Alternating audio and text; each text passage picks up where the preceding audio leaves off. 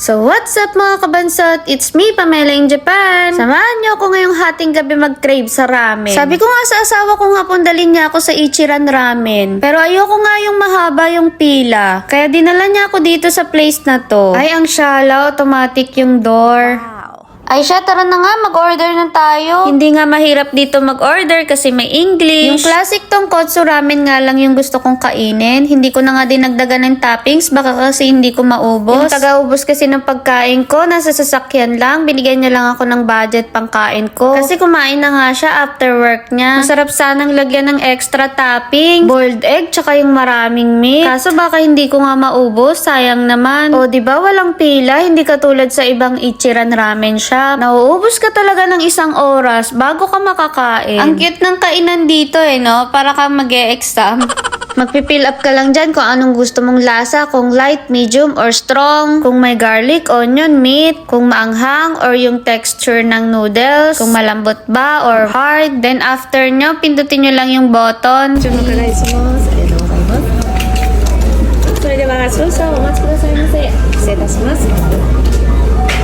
Kung may mga request nga pala kayo, katulad nito, push the button lang. Call lang kayo tapos lalapit na sila. Kung gusto nyo naman ng additional order, pwede rin kayo mag-fill up. At self-service nga pala yung water dito. May sabitan din ng bag sa ilalim. May harang nga pala bawat cubicle. Pero kung magkasama naman kayo, pwede mo naman itiklop. Bagay na bagay nga dito yung mga introvert. At saka alam nyo ba dito sa Japan, normal lang na kumain mag-isa. Diba? Para kayo nag-e-exam, bawal ang kopyahan.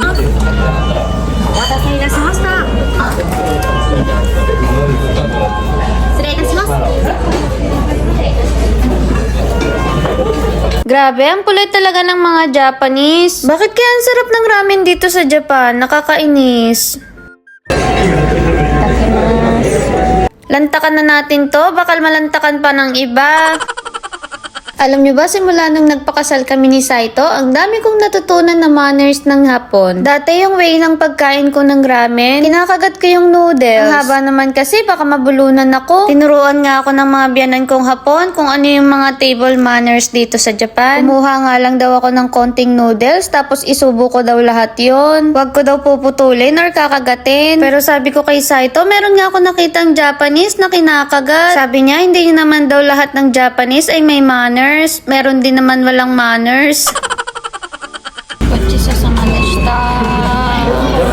Natapos na nga ako sa pagkain pero hindi ko naubos yung sabaw. Sila na nga po pala magliligpit niyan. Pag gusto nyo nga pala ng take out or pasalubong or pwedeng ipadala sa Pinas, pwede kayong bumili dito or sa Don Quijote. Meron silang style na nasa cup noodles, nasa plastic, or yung pang palasa lang ng Ichiran sa pagluluto. Tapos screenshot nyo na lang yung price. Hindi nga pala ito yung pinakamasarap na ramen na natikman ko dito sa Japan ha. Ay, wait lang, balikan ko na nga yung asawa ko. Ang tagal niya nang naghihintay doon. Nakatulog na pala sa sasakyan. Naglilipat kasi kami ngayon ng gamit. Ayoko sa paglilipat, nakakapagod. At saka ang laking pera nang nilalabas, kaya pasensya na po kayo sa mga nangungutang ha.